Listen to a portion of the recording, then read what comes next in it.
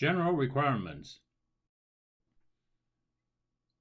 1901A General Section 1901A.2 Structural concrete construction must conform with ACI 318-14 as amended by Section 1905A. Section 1901A.5 12 items must be denoted on construction documents, such as material strengths, last splice, mechanical splice locations, opening size and location, etc. Not all items may apply to every project, but become generally familiar with what information is commonly identified on the construction documents. Section 1903A Specifications for tests and materials. Section 1903A.5 Amended ACI 318-14, Section 26.4.1.2.1A1 Aggregates. Continuing amendments require aggregates be non-reactive with direct reference to ASTM C33 Appendix 11 test methods for evaluating alkaline reactivity of aggregates. Continuing with specifications for tests and materials.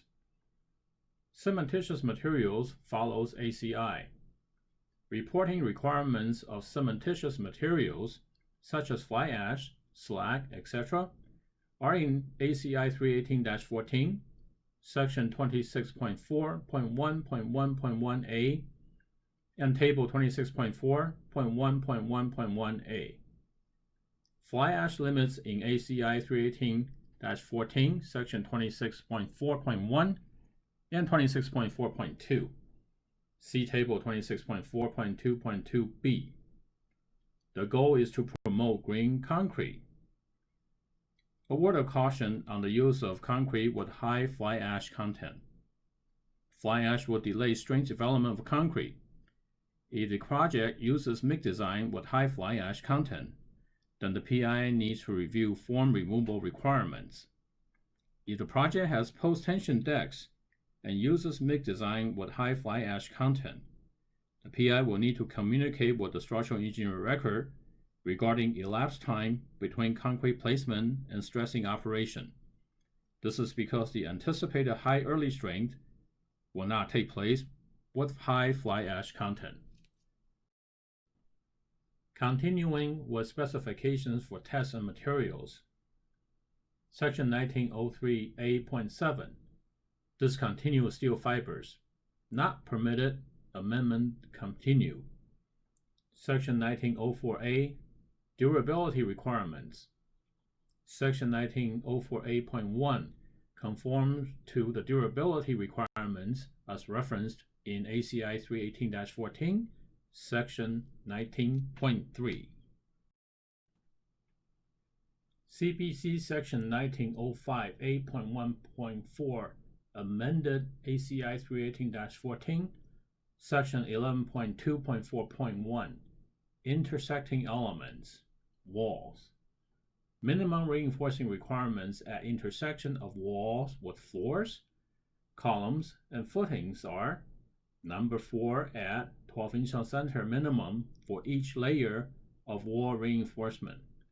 This implies walls having 2 layers requires number 4 at 6 inches on center when connecting into floor or roof or as detailed by the structural engineer record. Larger bars with wider spacing may be used. Note ACI does not have minimum size and spacing requirements for tying different components together. Also, there are conditions where the SEOR do not want to tie the elements together, and construction must follow the approved drawings. One such condition is infill half-height wall within a concrete moment frame. CBC Section 1905A.1.5 amended ACI 318-14, Section 11.7 Reinforcement for precast walls. Minimum of number 5 around perimeter of wall panel and openings. Number 5 at openings covered by ACI 318-14, Section 11.7.5.1. Vertical parameter bars shall be retained by hooked wall bars where horizontal bars are not connected to columns or other wall panels to develop 75% of the horizontal wall steel. Continuous tie at roofline equivalent to 2 number 6s. These reinforcing requirements will be illustrated in the following slide. Continuing with reinforcement for precast walls. Continuous tie at bottom of panel equivalent to 2 number 5s. Wall-to-wall connections to develop 75% of horizontal wall steel. Spaced vertically at less than 8 times the wall thickness, and 4 connections minimum. These connections are not required if each wall panel is designed as a cantilever. This section is not applicable to non-bearing, non-shear wall panels. Continuing with reinforcement, precast walls. The reinforcing requirements in the previous 2 slides are illustrated here. Note, hooked horizontal bars are required at each end of the panels if the panels are not interconnected. CBC Section 1905A.1.6 amended ACI 318-14, Section 11.9, Foundation walls. This section specifies minimum reinforcement in foundation walls for wood frame or light steel buildings. The requirements are illustrated in the figure on the right-hand side of the slide. If foundation walls extended more than 18 inches above floor line, minimum reinforcement shall be as for walls. CBC Section 1905A.1.7 amended ACI 318-14, Section 12.7.3, reinforcement for diaphragm openings.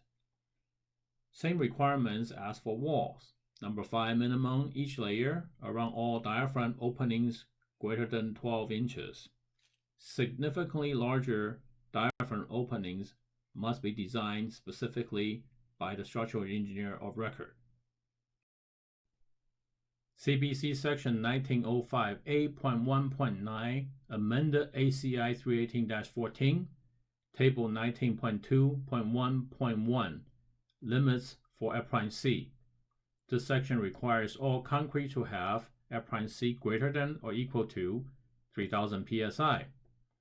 For F'(C) greater than 8000 psi requires DSA acceptance of design method and acceptance criteria. Concrete strength should be clearly identified on the approved plans. CBC Section 1905A.1.14 amended ACI 318-14, Section 24.2.1, pre-stressed concrete span to depth ratio. Maximum span to depth ratio for pre-stressed flexural members are as follows. Beams 30, one-way slabs 40, two-way floor slabs 40, two-way roof slabs 44. Continuing with pre-stressed concrete span to depth ratio. The limiting span to depth ratios are normally addressed during plan check. They may be exceeded if calculations demonstrate no adverse effects.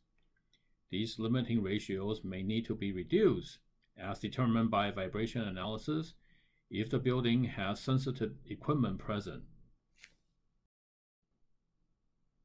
CBC Section 1905A.1.15 amended ACI 318-14, Section 26.12.2.1a.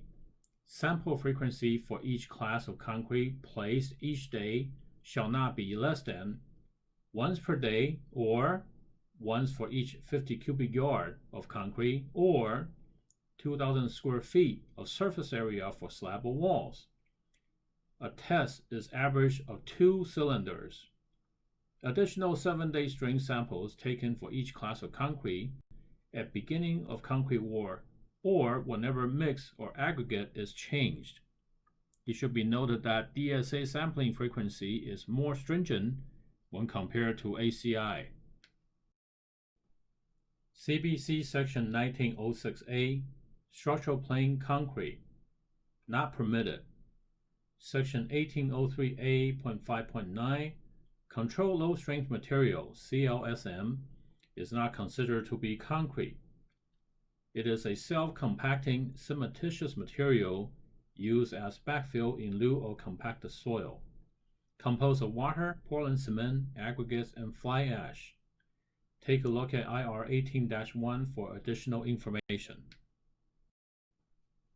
2016 CBC Section 1616A.1.20, Power Actuated Fasteners, has been renumbered to Section 1617A.1.20 in the 2019 CBC. Power actuated fasteners must be qualified for seismic use per ICC-ES AC70. Note AC70 is limited for suspended ceiling application only, with 90 pounds maximum for concrete application and 250 pounds maximum for steel application. Power actuated fasteners are acceptable for shear connection of components exempt from DSA review by CBC Section 1617A.1.18. Power actuated fasteners shall not be used for anchorage of exterior cladding or curtain wall systems, or for anchoring of equipment. 2019 CBC Section 1908A.1 General. Shotcrete shall be per ACI 506.2 with F'(C) of 4,000 psi minimum. 2016 intervening CBC changed previous ACI 506R to 506.2 and minimum F'(C) from 3,000 psi to 4,000 psi. Existing concrete or masonry receiving shotcrete shall be cleaned and roughened, then wetted before shotcrete application. CBC Section 1908A.3 Aggregate. Coarse aggregate shall not exceed 3/4 of an inch generally, and reduced to 1/2 inch when reinforcing is greater than number 5 bar, or steel area is greater than 0.31 square inch per foot. This ensures good performance of shear walls during seismic loading. Continuing with shotcrete. CBC Section 1908A.5 Pre-construction tests. Pre-construction test panel is always required. CBC Section 1908A.7 Joints. This section specifies methods of removing film ablatants at joints, depending on the age of shotcrete. CBC Section 1908A.9 Curing. This section repealed 2016 intervening amendment since the new 50° Fahrenheit requirement is acceptable for all cases. Continuing with shotcrete. CBC Section 1908A.10 Strength Tests. ASTM C1604 Drill course for shotcrete is used for strength test sampling. Section 1908A.10.2 DSA approval required prior to utilizing test panel method. Otherwise, take sample from in-place work. CBC Section 1908A.11 Forms and ground wires for shotcrete. Requires form to be rigid and not trap rebound. CBC Section 1908A.12 Placing.